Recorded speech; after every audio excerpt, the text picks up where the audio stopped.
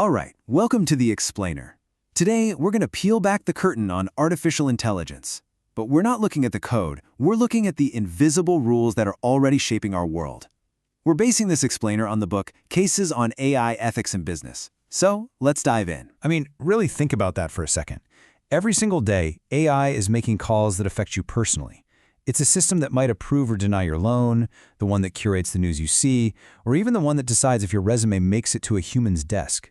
So, if the AI is making the decision, who's writing the rules? And look, this isn't some sci-fi problem for the future. As this quote makes really clear, it's a massive challenge that companies are wrestling with right now. The choices they're making, or maybe the ones they're failing to make, well, they have huge consequences for all of us. Okay, so let's get into it. Let's start by digging into these hidden challenges. Because before we can even dream of building a better future with AI, we've got to understand the risks that are kind of lurking right under the surface. So here's the real problem. A lot of these powerful AI systems work like a black box. We can see the information that goes in and we can see the decision that comes out.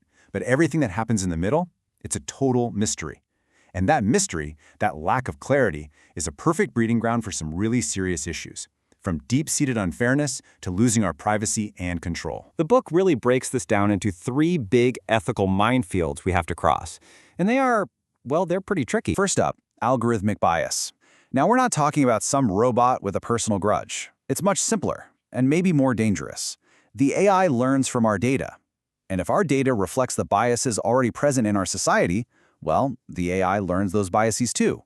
It bakes them right into its code. And here's the scary part. When that bias goes unchecked, it doesn't just lead to one bad decision. No, it pours fuel on the fire. It amplifies the inequalities that are already out there.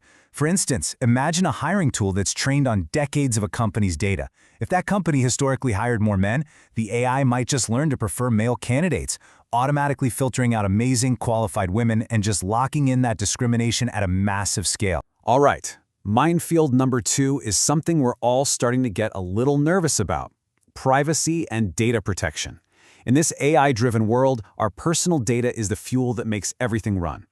This is all about making sure that you and I, have control over that fuel and that it's not being weaponized against us. And let's be clear, the risks are huge. We're talking about non-stop data collection that can basically become a form of surveillance, where our every move is tracked and our behavior is predicted. This isn't just about getting creepy ads.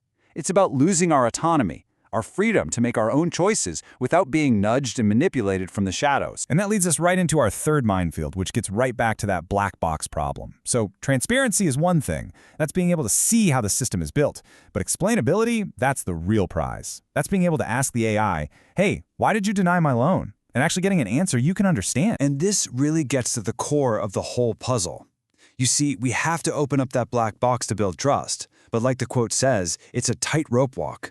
We need that transparency, but we can't sacrifice everyone's privacy to get it. This kind of complexity is exactly why we need a solid plan. Okay, so we've talked about the problems. Let's talk about the solutions, because it's not hopeless. The research actually lays out a pretty clear blueprint for building AI that we can actually trust. So here it is, a 4-step blueprint for trust. First, ethics by design. The idea here is that you can't just bolt on ethics at the end. It has to be baked in from the very beginning. Second, clear governance and accountability. That just means if something goes wrong, we need to know who is responsible. The buck has to stop somewhere. Third, because AI is always learning, we need to be constantly auditing and monitoring it. You have to keep checking to make sure new problems aren't popping up.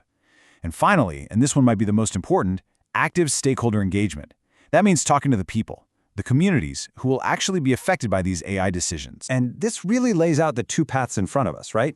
You've got the risky path, AI, that's a black box, that's unfair, and where nobody's held accountable when things go wrong. And then there's the other path, trustworthy AI, systems that are clear, that are fair, and that are accountable to us. The goal, obviously, is to make that path our reality. So what does all this mean for you, for me? Why does this matter? Because this isn't just some conversation for Silicon Valley engineers or politicians in a boardroom. This is about the world we're all going to live in. And don't get it twisted, this isn't some abstract, far-off issue. It's in finance, making sure the algorithm that looks at your loan application isn't biased. It's in healthcare, where an AI has to protect your patient data like a fortress. It's even in the stuff you buy online, where there's a really fine line between a helpful recommendation and, outright manipulation. The point is, from getting a job to getting medical care, these hidden rules are everywhere. So when you boil it all down, we're standing at a major crossroads.